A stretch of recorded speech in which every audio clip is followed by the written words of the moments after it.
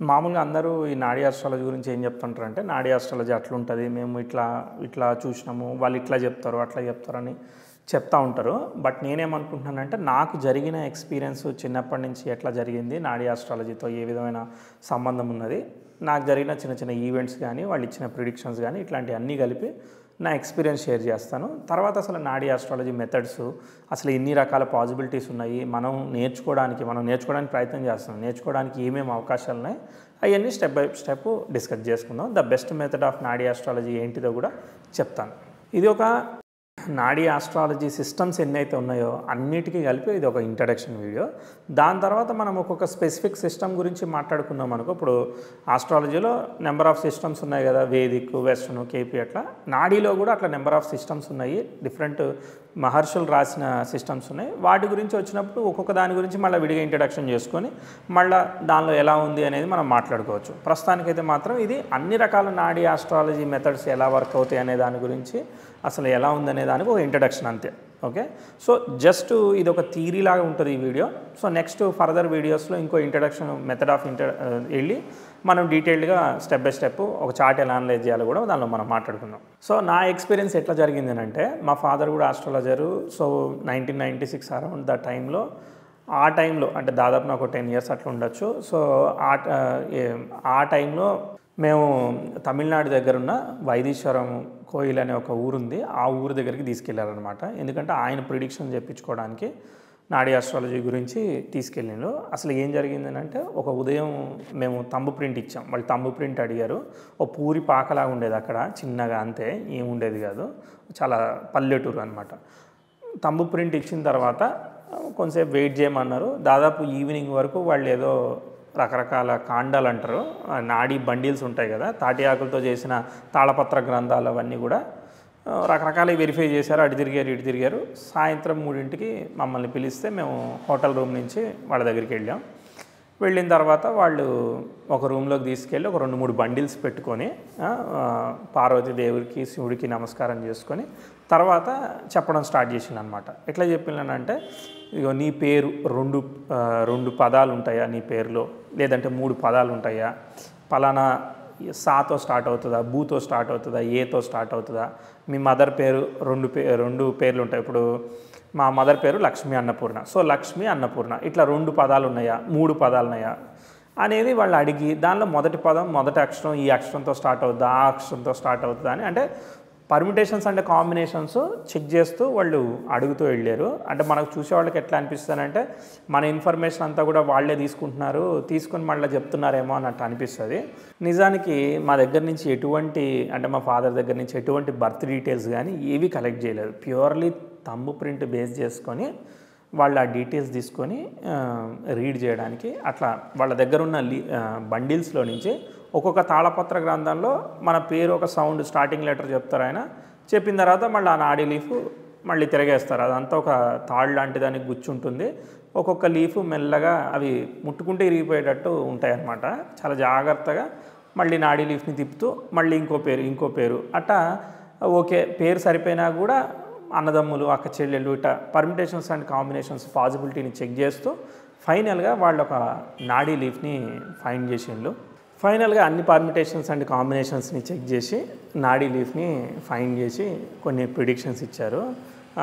చాలా పెద్ద ఆస్ట్రాలజర్ అవుతామని, చాలా పెద్ద మినిస్టర్స్కి వీళ్ళందరికీ చెప్తావు, పెద్ద వాళ్ళ సహాయం నీ ద్వారా వాళ్ళకి కలుగుతుంది, వాళ్ళ ద్వారా నీకు కూడా కలుగుతుంది అన్నట్టుగా ప్రిడిక్షన్స్ ఇచ్చారు. తర్వాత నెక్స్ట్ మీరు ఒక ఇల్లు కట్టుకుంటారు, తర్వాత ఆ ఇల్లు ప్లాన్ ఇలా ఉంటుంది, స్క్వేర్ ఉంటుందా, రెక్టాంగిల్ ఉంటుందా, తర్వాత ఒక దగ్గర షేప్ ఎక్కువగా ఉంటుందా, ఇట్లా ఇల్లు ప్లాను మనం ఎలా ఉంటుందో యాజ్ ఇట్ ఈజ్గా ఆ ప్లాన్ని ఒక బుక్ మీద డ్రా చేసి దానిలో ఉన్న విధంగా రాసియడం జరిగిందనమాట. సో అప్పుడు మనకేం తెలుసు, ఆ రికార్డింగ్ ఒక చిన్న టేప్ రికార్డర్లు ఉండే కదా, ఆ టేప్ రికార్డర్లో రికార్డ్ చేసి మనకి ఇచ్చేసారనమాట. ఫైనల్గా నెక్స్ట్ టైం వస్తే మళ్ళీ లీఫ్ ఫైండ్ అవుట్ చేయని అవసరం లేదు అన్నట్టుగా ఇచ్చారు.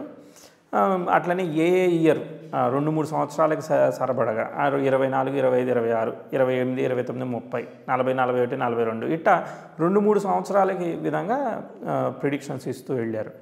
ఇట్లా నాకు ఫస్ట్ టైము నాడీ ఎక్స్పీరియన్స్ జరిగింది. అప్పుడు చాలా చిన్నోడిని, నాకు అంత ఎక్స్పీరియన్స్ లేదు.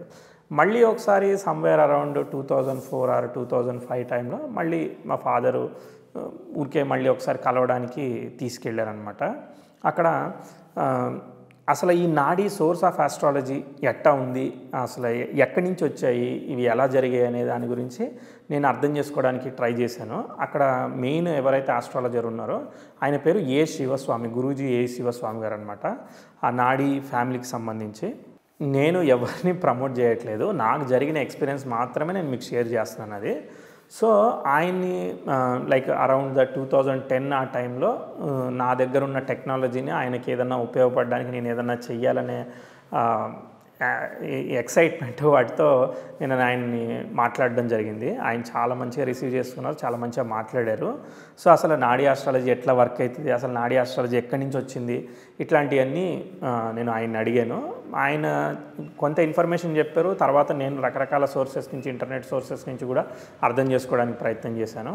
సో నాకు అర్థమైంది ఏంటంటే, మనం ఏదైతే తంబు ప్రింట్ ఇస్తామో ఆ తంబు ప్రింట్ మొత్తం 108 రకాల తంబు ప్రింట్లు ఉంటాయని, ఆ తంబు ప్రింట్లో అంటే ఇప్పుడు మనం ఇచ్చిన ఏలిముద్రలో మనం చూస్తే మనకేం కనబడదు, కానీ ఆ తంబు ప్రింట్లో నుంచే వాళ్ళు పుట్టుమచ్చలు ఉన్నాయని, ఇన్ని రేఖలు ఉన్నాయని, తర్వాత ఇన్ని డైవర్షన్స్ ఉన్నాయని, ఇప్పుడు మనం పామిస్ట్రీ చేతిలో రేఖలు ఎలా చూస్తామో సేమ్ అదే విధంగా తంబు ప్రింట్లో కూడా వాళ్ళు ఆ విధంగా వెరిఫై చేస్తారు.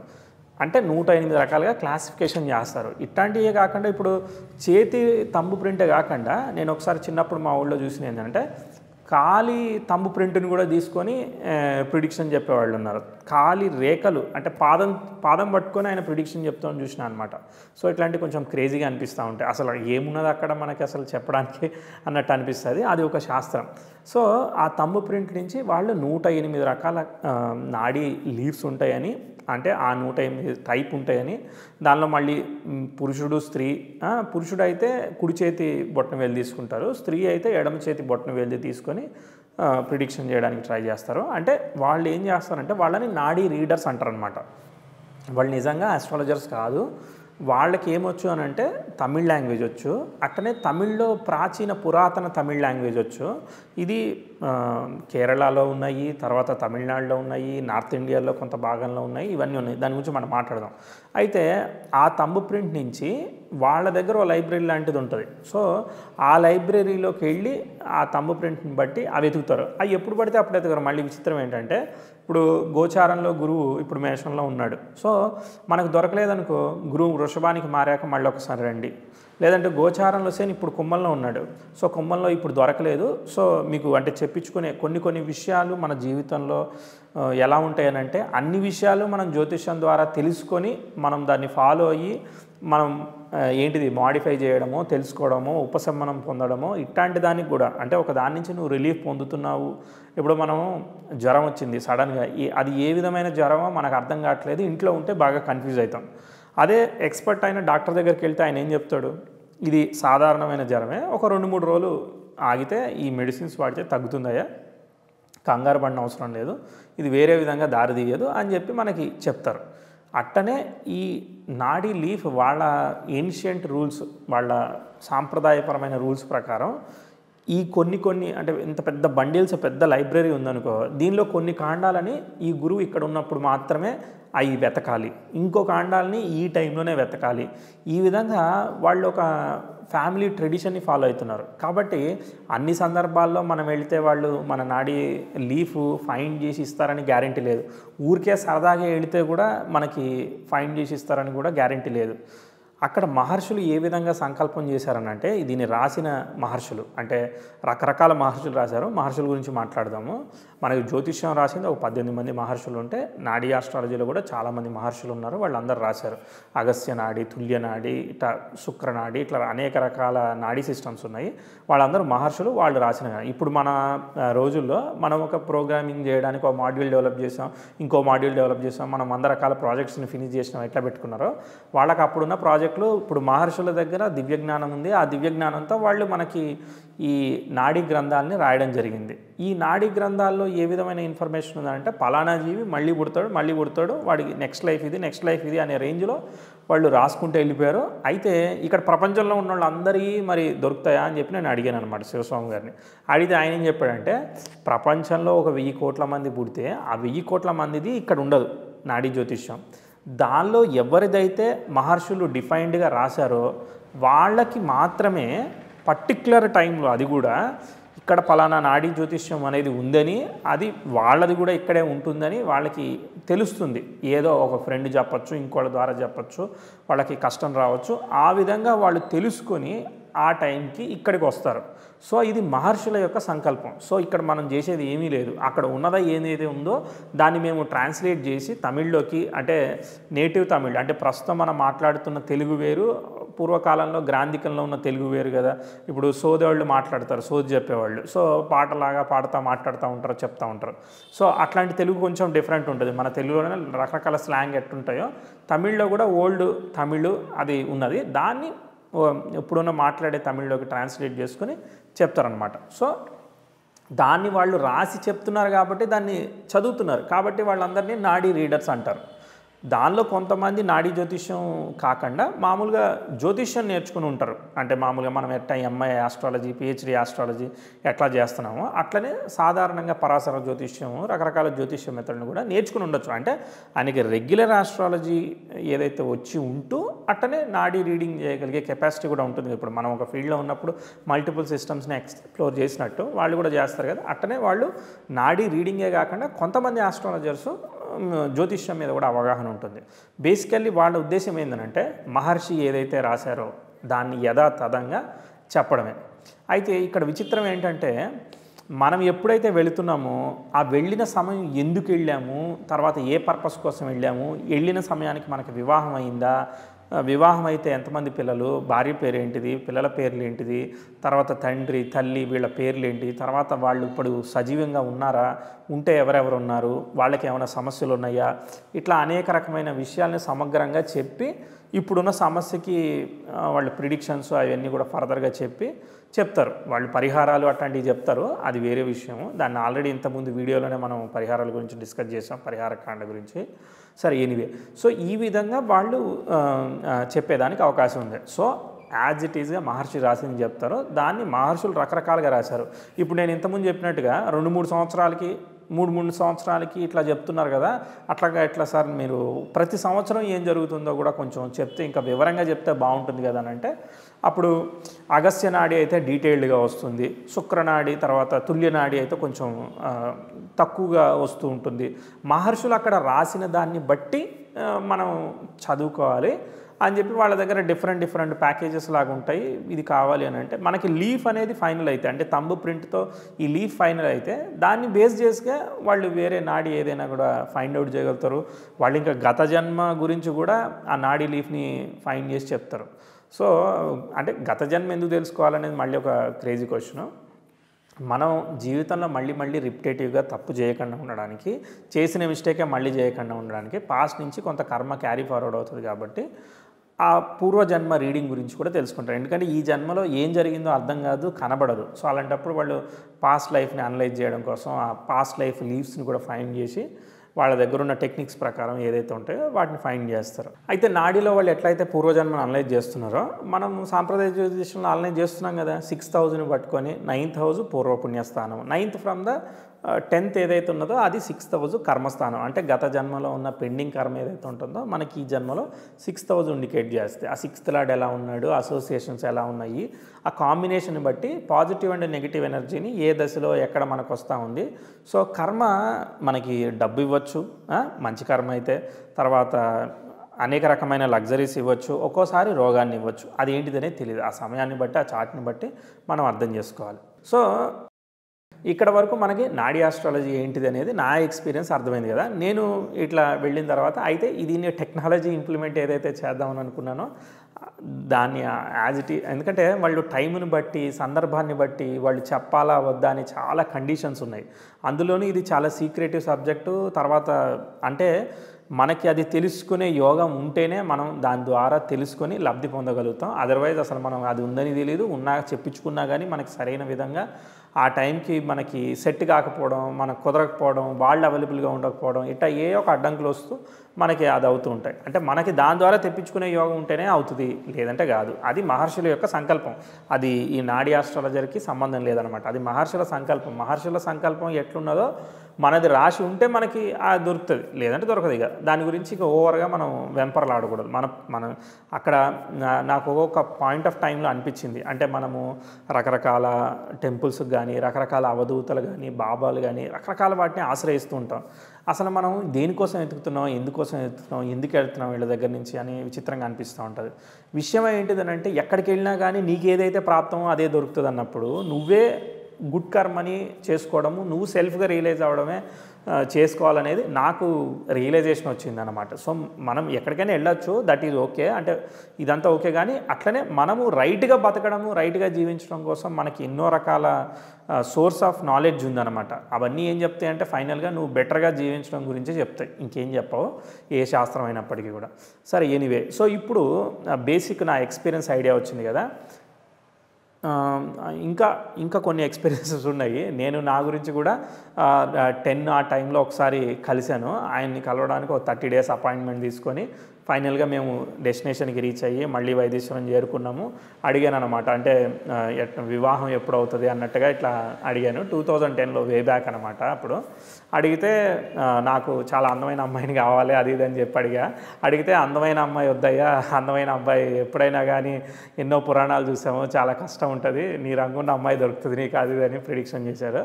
అట్లనే ప్రొఫెషన్లో నేను బాగా ఎదగాలని కోరుకున్నా సార్, ఎట్లా అది అని అడిగితే, నువ్వు ప్రొఫెషన్లో చాలా ఎదుగుతావు, ఈ చేసేది ఇదంతా కాదు, నువ్వు పెద్ద ఆస్ట్రాలజర్ అవుతావు అని చెప్పి చెప్పడం జరిగింది. అప్పటికి నేను ప్రిడిక్షన్స్ కానీ ఆస్ట్రాలజీ కానీ అంత సీరియస్ టచ్ కూడా ఏం లేదనమాట. అంటే అసలు నాకు ఆస్ట్రాలజీ సంబంధం లేదు, నేను ఎట్లా అవుతానో అది లేదు నేను ఇక్కడ గ్రహస్థితి కనిపిస్తూ ఉంది అని చెప్పి ఆయన నాడీ లీఫ్ లేకుండానే నా బర్త్ చార్ట్తోనే ఆయన ప్రిడిక్ట్ చేయడం జరిగిందనమాట. సో నాకేం అర్థం కాలేదు, బట్ ఓవర్ ద టైమ్ నేను ఆస్ట్రాలజర్ అయ్యాను. బట్ బై గాడ్స్ గ్రేస్ ఆ నాలెడ్జ్ అనేది రావడం జరిగింది. నేను ఎప్పుడైతే ప్రయత్నం చేశారో అన్నీ అసలు ఎంత మిరాక్యులస్గా అనిపించిందంటే, ఒక చిన్న సంఘటన చెప్తా. ఒకసారి నేను ఒక ర్యాండమ్లీ మనకి టెలిఫోన్ ద్వారానే ఆస్ట్రాలజీ ద్వారా పరిచయమైన ఒక అంకులో, ఆయన ఒక ఇంజనీర్ అనమాట, ఆయన వృశ్చిక లగ్నం.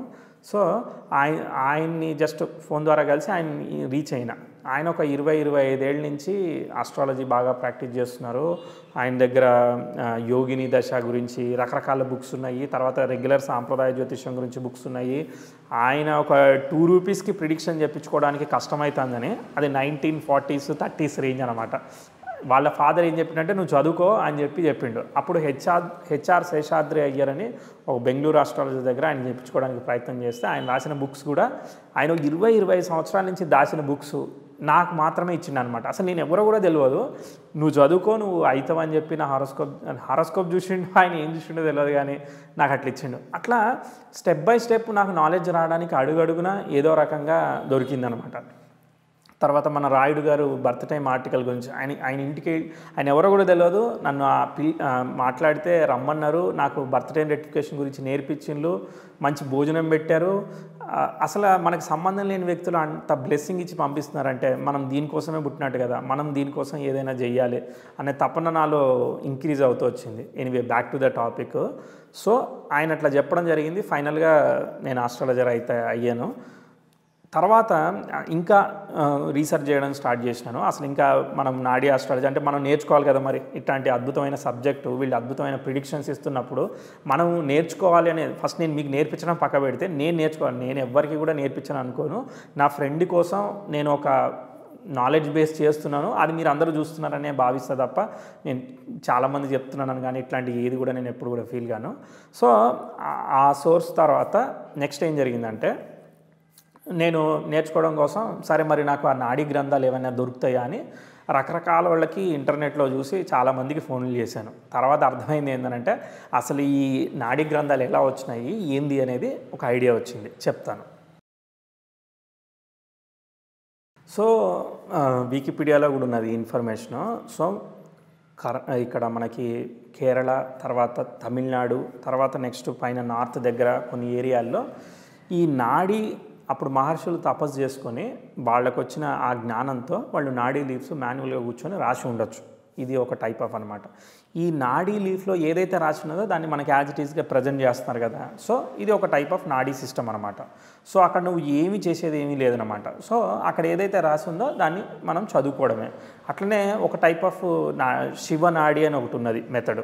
తర్వాత సప్తర్షి నాడి అని ఇంకొక మెథడ్ ఉన్నది. తుల్య నాడి అని ఇంకొక మెథడ్ ఉంది. బుధనాడి అని ఒక మెథడ్ ఉన్నది. గురునాడి అని ఒక మెథడ్ ఉంది. షుగర్ పేర్ నాడి అని ఒక మెథడ్ ఉంది. ఇట్లా చాలా మెథడ్స్, చాలా రకరకాల మహర్షులు వాళ్ళ వ్యూలో వాళ్ళు రాయడం జరిగింది. శివనాడి ఏదైతే ఉన్నదో ఇప్పుడు నేను ఏ శివస్వామి అని చెప్పానో ఆయన ఫాలో అయ్యేది శివనాడి. వాళ్ళ దగ్గర ఇంకా వేరే నాడీ సిస్టమ్స్ కూడా 2-3 మహర్షులు రాసినవి ఉంటాయి. ఈ శివనాడి ఏంటంటే ఈ లోకంలో ఉన్న సమస్త ప్రజలు పార్వతీ శివుడి యొక్క పిల్లలే, సంతానమే. అయితే పార్వతీదేవి తల్లి నా కొడుకు యొక్క జీవితం ఏ విధంగా ఉంటుందో చెప్పండి స్వామి అని పరమశివుడికి అడిగితే పరమశివుడు సంతోషభరితుడయ్యి ఆ యొక్క బిడ్డ జీవితం ఎలా ఉంది అని చెప్పడాన్ని, అంటే ఆ పరమేశ్వరుడు పరమేశ్వరి ఇద్దరు మాట్లాడుకుంటున్న సంభాషణ, అది మన పిల్లలమైన మన గురించి ఎట్టా ఉంటుందో జీవితం చెప్పడం గురించి ఈ విధమైన డిస్కషన్ ఉంటుంది. ఆ డిస్కషన్ని ఆ శివుడు ఈ విధంగా చెప్తున్నాడు పార్వతి అమ్మవారికి అని చెప్పి స్టార్ట్ అవుతుంది అనమాట ఆ డిస్కషన్. ఇది శివనాడి అనమాట. అట్టనే సప్త ఋషులు ఉన్నారు కదా. ఈ సప్త ఋషులు అందరూ కూడా ఒక డిబేట్ అంటే ఇప్పుడు మనం డిబేట్లు చూస్తాం కదా, నలుగురు కూర్చొని డిస్కస్ చేసి ఒక ఎఫిషియెంట్ ప్రిడిక్షన్ ఇవ్వండి జాతకుడి గురించి అని చెప్పి అడిగితే ఆ పార్వతీదేవికి ఆ సప్తఋషులందరూ కూర్చొని డిస్కస్ చేసుకొని ఓకే ఈ జాతకుడికి ఈ విధంగా ఉంటుందని వాళ్ళందరూ కూడా పలుకొని, అంటే ఒకళ్ళ మధ్య వేరే కాన్ఫ్లిక్ట్ ఉండొచ్చు, ఇంకోళ్ళ మధ్య కాన్ఫ్లిక్ట్ ఉండొచ్చు. కాన్ఫ్లిక్ట్లన్నీ పక్క పెట్టి ఫైనలైజ్డ్ ప్రిడిక్షన్ని ఆ సప్త ఋషులు, అంటే ఒక్కొక్క ఋషి అద్భుతం, అట్లాంటిది సప్త ఋషులు కూర్చొని మన గురించి రాశారంటే ఏంటిది, చాలా గ్రేట్ అది. సో ఆ సప్త ఋషులు కూర్చొని రాసిన ఆ నాడీ సిస్టమ్ ఒకటి ఉంది, అది సప్తర్షి నాడి. అవి కూడా దొరుకుతాయి, అట్లాంటి నాడీ లీవ్స్ కూడా ఉన్నాయన్నమాట. సో నేను ఒక ఇంటర్నెట్లో కూడా ఒక ఆర్టికల్ చూశాను అనమాట, PDF. సో అసలు వాళ్ళు ప్రిడిక్షన్సే రాశారు, దానిలో అన్నిట్లో కూడా టెక్నిక్స్ ఏమీ రాయలేదన్నమాట. కానీ ఆ ప్రిడిక్షన్స్ చదివి ఆ శాంపిల్ హారోస్కోప్ చూస్తే ఓకే ఈ ప్రిడిక్షన్ ఇలా చేశారని మనకు ఐడియా వస్తుంది. అలా నెంబర్ ఆఫ్ హారోస్కోప్స్ చూస్తే కొన్ని దగ్గర టెక్నిక్స్ షేర్ చేయడం ఉంటుంది, కొన్ని దగ్గర టెక్నిక్స్ షేర్ చేయకపోవడం ఉంటుంది. ఒక 100 హారోస్కోప్స్ ఇచ్చారనుకో, దానిలో 10-15 హారోస్కోప్స్లో అక్కడక్కడ ఇగో ఈ కాంబినేషన్ వల్ల ఇలా చెప్తున్నాం అన్నట్టుగా మహర్షులు డిస్కస్ చేశారు. ప్రతిదీ కూడా డీటెయిల్డ్గా పొసగుచ్చినట్టు ఎక్స్ప్లెయిన్ చేయలేరుగా, ఇది ఇలా ఉంటుందని చెప్పి వదిలేస్తారు, ఎందుకంటే రకరకాల రీజన్స్ ఏవైనా అవ్వచ్చు. ఓకే, అట్లా వాటి నుంచి కూడా డెరైవ్ చేసిన సబ్జెక్ట్ అనేది మనం టెక్నిక్స్ రూపంలో మనం చేసుకోవచ్చు అనమాట. ఇప్పుడు లగ్నాధిపతి పంచమంలో ఉంటే మంచిది, లగ్నాధిపతి భాగ్యంలో ఉంటే మంచిది అని ఇట్లా సింపుల్ ప్రిన్సిపల్స్ లాగా మనం వాటిని కన్వర్ట్ చేసుకోవచ్చు.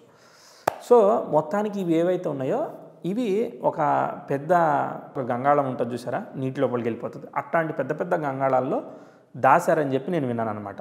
ఆ దాసినవి తంజావూరులో దగ్గర తవ్వుతుంటేనో ఏదో మొత్తానికి వాళ్ళకి దొరికిన వాటిని తంజావూరులో అతిపెద్ద ఆలయం బృహతీశ్వర ఆలయం ఉంది కదా, అక్కడ మొత్తానికి ఆ లైబ్రరీలో దాశారు. తర్వాత బ్రిటిష్ కాలంలో ఇది 12th సెంచరీలో బయటపడినట్టు నేను వికీపీడియాలో చదివిన. ఆ బయటపడినవి ఏవైతే ఉన్నాయో తమిళ్, ఏన్షియంట్ తమిళ్, ఇంకా అది ఈజిప్షియన్, రకరకాల లాంగ్వేజెస్ ఉన్నాయి దానిలో, మీరు చూడండి అట్లాంటి లాంగ్వేజెస్లో ఉన్నాయి, వాటిని వీళ్ళు ట్రాన్స్లేట్ చేయగలుగుతారు. ఈ దొరికిన వాటిని లైబ్రరీలో పెడితే కాలక్రమేణా రకరకాల ఈ యుద్ధాల వల్ల కావచ్చు, బ్రిటిష్ పీపుల్ వల్ల కావచ్చు, అవన్నీ కూడా చాలా వరకు డిస్ట్రాయ్ అయిపోయినాయి.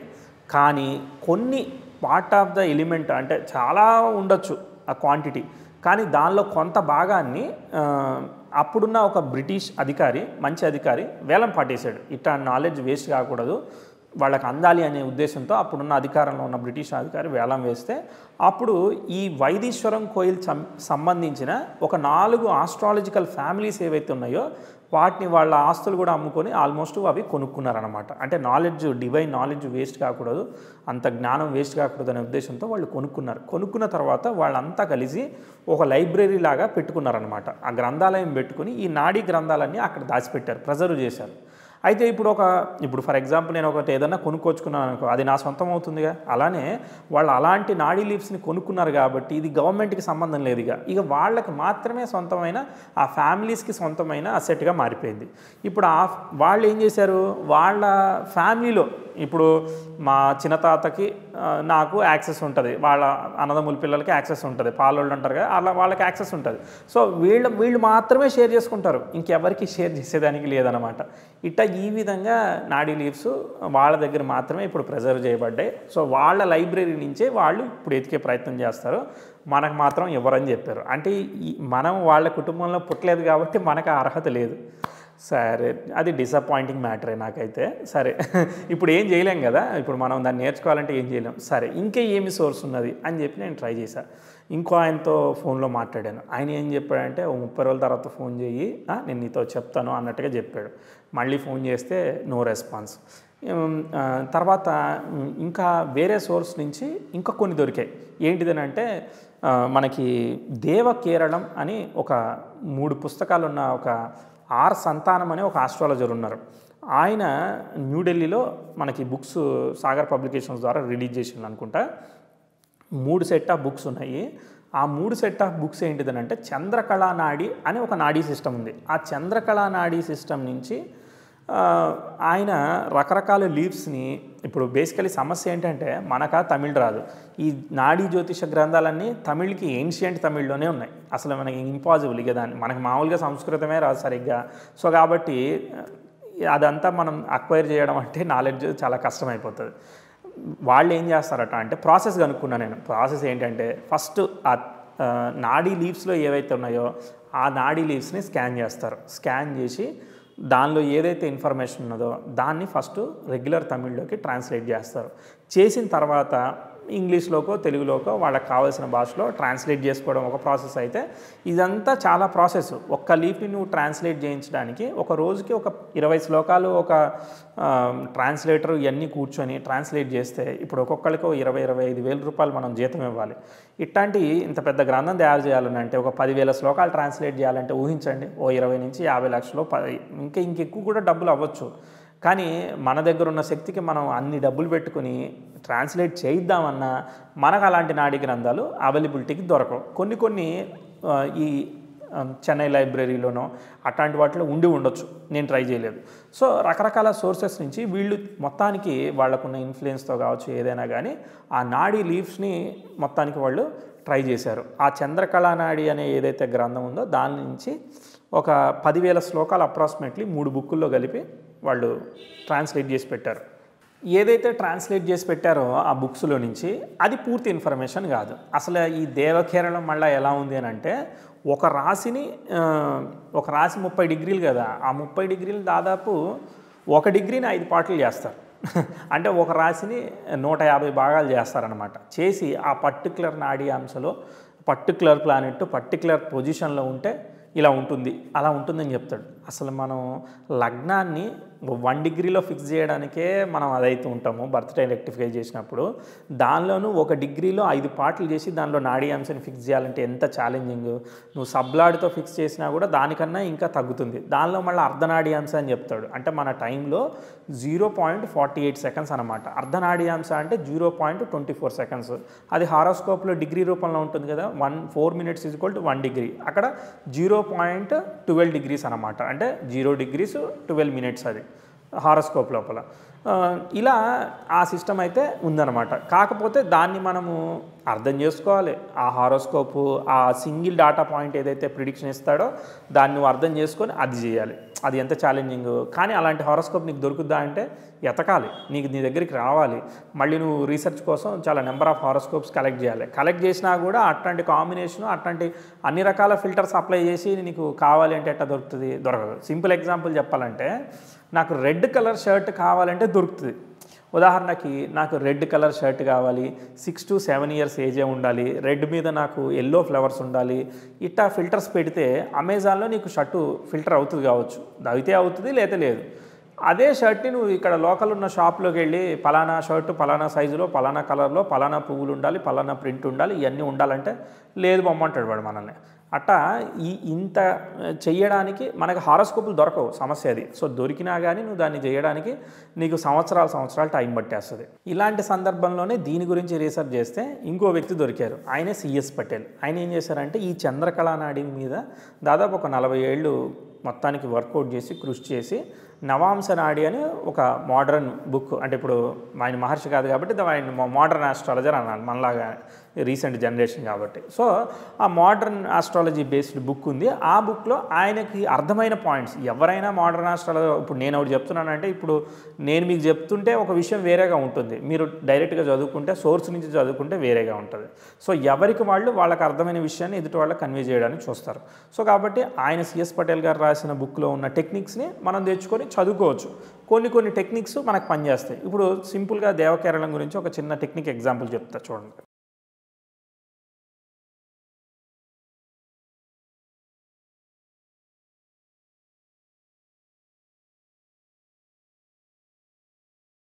రెండు చిన్న టెక్నిక్స్ ఎక్స్ప్లెయిన్ చేస్తా. దాదాపు ఇది నాకు 2018, 19 ఆ ప్రాంతంలో నాకు పరిచయమైన ఈ బుక్స్, దేవకిరణ బుక్స్. అసలు ప్రిడిక్షన్స్ ఎట్లుంటాయంటే గన్ షాట్ ప్రిడిక్షన్స్ ఉంటాయన్నమాట. వీడు పెళ్ళైన తర్వాత అబ్రాడ్ వెళ్ళిపోతాడు, అక్కడే ఉంటాడు, తిరిగి రాడు. ఈ వ్యక్తి పెళ్ళైన తర్వాత, వాళ్ళ అక్కకి పెళ్ళైన తర్వాత వాళ్ళ బావ వీడిని అక్కడికి తీసుకుపోతాడు, వీడు అక్కడే ఉంటాడు, అక్కడ సెటిల్ చేస్తాడు. ఇట్లా పాజిటివ్ ప్రిడిక్షన్స్ కావచ్చు. పలానా 4th లార్డ్ దశ జరుగుతున్నప్పుడు మదర్కి ఇలా అవుతుంది అని చెప్తాడనమాట. సో అసలు సింపుల్ కాంబినేషన్తో ప్రిడిక్షన్ చెప్పేస్తూ ఉంటాడు. కానీ ఆ పారామీటర్ లాక్ చేస్తాడు మనల్ని. ఆ పర్టికులర్ నాడీ అంశలో ఆ గ్రహం ఉండాలి, పర్టికులర్ అక్కడ ఉండాలి అన్నది. కానీ ఆ నాడీ అంశాలు ఏవైతే లిస్ట్ ఇచ్చారో ఆ నాడీ అంశాల మీద కూడా డిబేట్ ఉంది ఒకటి.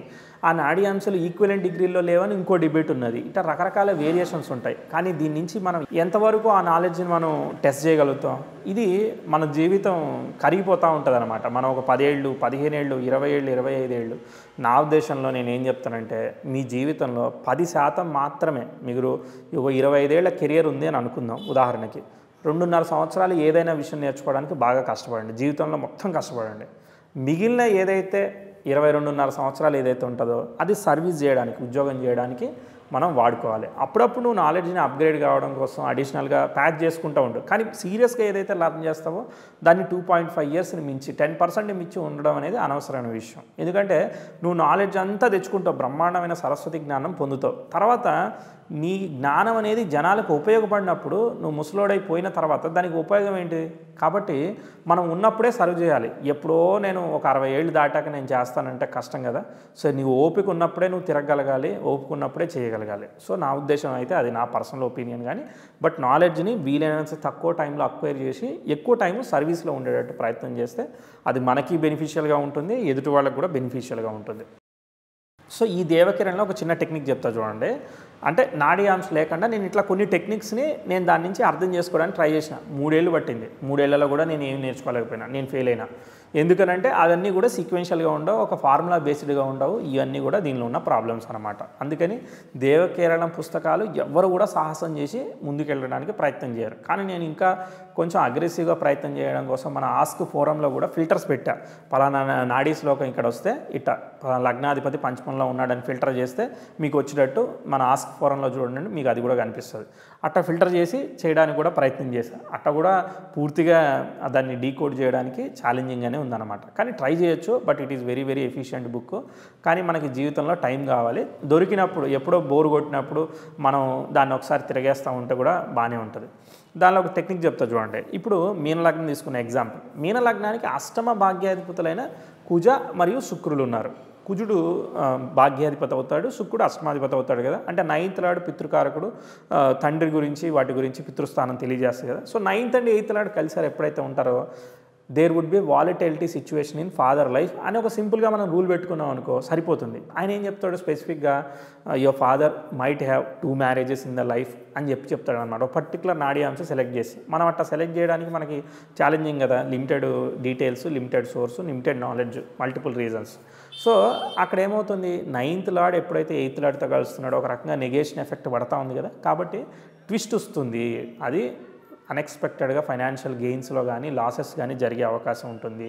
ఆరోగ్యపరంగా ట్విస్ట్లు ఇచ్చేదానికి అవకాశం ఉంటుంది. తర్వాత కొన్ని సందర్భాల్లో ఫైనాన్షియల్గా డబ్బులు కోల్పోయేదానికి అవకాశం ఉంటుంది. వాళ్ళు కుజు శుక్రులు కదా, కలత్రకారకుడు కదా, వాడు కుజుడితో కలిశాడు కాబట్టి మళ్ళీ అది కూడా మ్యారేజ్ అండ్ ప్రాస్పెక్టివ్స్లో ఛాలెంజెస్ ఇస్తుంది. ఇవన్నీ కూడా ఫాదర్కి చెప్తాడు అనమాట, నేటివ్కి కాకుండా ఫాదర్కి చెప్తా ఉంటాడు. ఇట్లా రకరకాలు చేస్తాడు. ఇంకో టెక్నిక్ చూశాను. ఇదే మీనలగ్నానికి చతుర్థంలో ఉన్న బుధుడు స్పాయిల్ అయిపోతాడు అనమాట. స్పాయిల్ అయితే జాతకుడు వెళ్ళి మేనమామ దగ్గర పెరుగుతాడని ప్రిడిక్షన్ ఇచ్చాడు. అసలు క్రేజీగా అనిపించింది. ఎట్టా అవుతున్నాడు మేనమామ దగ్గరికి అని ఆలోచిస్తే చతుర్థం నుంచి లాభస్థానమైన కుజుడు ఆ జాతకుడి యొక్క తల్లి యొక్క అన్న అవుతాడు, అంతే కదా. చతుర్థం మదర్ అయితే చతుర్థం నుంచి లాభం ఏమవుతుంది, పెద్దన్న అవుతాడు కదా, ఎల్డర్ బ్రదరు 11th హౌస్ కదా. సో ఆ అన్నయ్యే ఇక్కడ ద్వితీయ భాగ్యాధిపతి అవడం వల్ల మీనలగ్నానికి భాగ్యాధిపతి ఎవరో ఫాదర్ అయ్యాడు, అంటే గార్డియన్ అవుతాడు అని చెప్పేస్తున్నాడు. అంటే మదర్ యొక్క ఎల్డర్ బ్రదర్ ఎవరైతే ఉంటాడో, అంటే అక్కడ బుధుడు మాతృకారకుడైన చంద్రుడు ఆ హారోస్కోప్లో ఫెయిల్ అయ్యారనుకో, నువ్వు ఖచ్చితంగా మీ అమ్మకు ఒక మదర్, అంటే ఆ కుజుడు కూడా బలంగా ఉండాలి, అప్పుడే మేనమామ దగ్గర పెరుగుతాడు. ఆ కుజుడు కూడా బలంగా లేడు అనుకో, అప్పుడు మళ్ళీ ప్రిడిక్షన్ చేంజ్ అయిపోతుంది. ఇంకో ప్రిడిక్షన్ ఇచ్చాడు. వృషభ లగ్నానికి ఏంటిది సప్తమాధిపతి కుజుడు, తర్వాత నెక్స్ట్ ద్వితీయాధిపతి బుధుడు, పంచమాధిపతి బుధుడు కదా. అక్కడేం ప్రిడిక్షన్ ఇచ్చాడంటే ఇప్పుడు కుజ బుధ కలిసి పంచమంలో ఉన్నారనుకో, అంటే సప్తమాత్ ఏమవుతోంది, సప్తమాత్ అది అంటే సప్తమాధిపతి పంచమాధిపతి కలిస్తే మనకి పూర్వపుణ్య యోగం అవన్నీ కూడా మంచిదే తెలుసు కదా. కానీ ఏం చెప్తున్నాడు, నీకు ధనం ఎట్టా వస్తుంది అయ్యా అంటే నువ్వు ఎవరైతే అమ్మాయిని పెళ్లి చేసుకుంటావో ఆ అమ్మాయికి అన్నయ్య ఉంటాడో ఆయన నీకు ధనాధిపతి అవుతున్నాడు, అర్థమైందా. ఆ వృచ్చికానికి కన్నిని లాభస్థానం చేసేసుకొని నీకు ధనాధిపతి అయ్యాడు కాబట్టి ఆయన మనిషిగా నీకు సహాయం చేస్తాడు, మీ బావ ఎప్పుడు నీకు హెల్ప్ చేస్తాడు అని చెప్తాడు అనమాట. నేను ఇదే కాంబినేషను వృషభ లగ్నానికి మీనంలో కుజబుధులు ఉంటే ఒక చార్ట్ వస్తే నేను చెప్పా, మీరు మీ బామ్మర్దికి హెల్ప్ చేశారా అని చెప్పి అడిగా. మీ బామ్మర్దికి ఫారెన్ తీసుకుపోవడానికి మీరు హెల్ప్ చేశారా అని అడిగా. ఆయన ఫారెన్లోనే ఉన్నాడు, ఎందుకంటే వృషభ లగ్నానికి వ్యయాధిపతి అయిన వాడు ఈ బుధుడు ధనాధిపతి వెళ్ళి లాభంలో ఉన్నాడు, సప్తమాది పంచమంలో ఉన్నాడుగా, అంటే భాగ్యాన్ని ఇస్తాడు, అంటే బామ్మర్దికి ఇస్తాడు. సో అట్టా బిగ్ టైం హెల్ప్ నేను చేశాను లైఫ్లో అని చెప్పి ఆయన చెప్పాడు అనమాట. అబ్బా సూపర్గా ఉంది కదా అనిపించింది. ఇలా మనకి ఆ చార్ట్ వస్తే తప్ప నువ్వు ఆ టెక్నిక్ చెప్పలేవు. ఇలాంటి నువ్వు టెక్నిక్స్ని ఒక 100, 150, 200 గ్రాప్ చేసి పక్క పెట్టుకోగలుగుతావు, మంచి మంచి ప్రిడిక్షన్స్ చేయగలుగుతావు. కానీ ఆ నీవు చూసే హారోస్కోప్లో ఆ టెక్నిక్ రాకపోతే రాసిన ప్రిపేర్ అయిన క్వశ్చన్ ఏదైతే ఉంటుందో ఎగ్జామ్ రాకపోతే ఎట్టయితే మనకు తెల్లమొహం కనబడుతుందో సేమ్ అలానే ఇక్కడ కూడా జరుగుతుంది. కాబట్టి టెక్నిక్స్ అద్భుతంగా ఉంటాయి, టెక్నిక్స్ని మనం లిస్ట్ చేసి మనము ప్రాక్టీస్ చేయొచ్చు. కానీ ప్రాబ్లం ఎక్కడ వస్తుంది, memory power is the biggest problem. Sir technology వచ్చింది కదా అదంతా హారోస్కోపు చూసి నువ్వు తట్టాలి తప్ప నువ్వు టెక్నాలజీ అవి ఇవి ఫీడ్ చేసి చెయ్యాలి అంటే దానికి ఇంకా పర్మిటేషన్స్ అండ్ కాంబినేషన్స్, నీ టైం స్పెండింగు, నా ఎక్స్పీరియన్స్తో చెప్తున్నా, దానికి చాలా టైం స్పెండ్ చేయాల్సి వస్తుంది. రియాలిటీలో ఇమీడియట్గా యూజ్ చేయలేవు. నువ్వు ఎంత ఫాస్ట్గా అయితే మనిషి యొక్క బ్రెయిన్ మేధస్సు పనిచేస్తూ ఉందో నువ్వు టెక్నాలజీని అంతే ఫాస్ట్గా ఇట్లాంటి విషయాల మీద ప్రిడిక్షన్స్ చేయాలనే విషయాల మీద అంత ఈజీగా పనిచేయవు. దానికి సింప్లిఫైడ్ క్యాలిక్యులేషన్ ఉంటే తప్ప మనము పక్కా క్యాలిక్యులేషన్ ఉంటే తప్ప చేయలేం. సరే ఎనివే, ఇప్పుడు మనకు దేవకేరళం గురించి అర్థమైంది కదా. సో ఇప్పుడు ఇంకొక మహానుభావుడు అయితే ఏవి సుందరం బాగా చేశారు నాడీ ఆస్ట్రాలజీ గురించి. ఆయనని నేను డైరెక్ట్గా కలుసుకోపోయినందుకు చాలా చింతిస్తున్నాను. బట్ ఆయన పరమపదించారు కోవిడ్ అప్పుడు. ఆయన నాడీ జ్యోతిష్యం మీద దాదాపు ఒక 30-40 సంవత్సరాలు బాగా కృషి చేసి చాలా ఎక్స్పీరియన్సెస్ని ఆయన ఇంటర్నెట్లో ఒక ఛానల్ ఉంది, సప్తర్షి ఆస్ట్రాలజీ ఛానల్లో వాళ్ళు సునీల్ జానును వాళ్ళిద్దరూ డిస్కస్ చేసుకున్నారు. లాస్ట్ టైము మేము సప్తర్షి వాళ్ళకు కూడా కొంత టెక్నాలజీ సపోర్ట్ ఇవ్వడానికి కూడా ట్రై చేశాము, అది వే బ్యాక్లే. సో ఎనీవే, సో ఒక అద్భుతమైన ఇంటర్వ్యూ ఉన్నది, ఆ ఇంటర్వ్యూ నుంచి కొంత కంటెంట్ నేను గ్రాప్ చేశాను, అవి కూడా మీకు పాయింట్ చెప్తాను.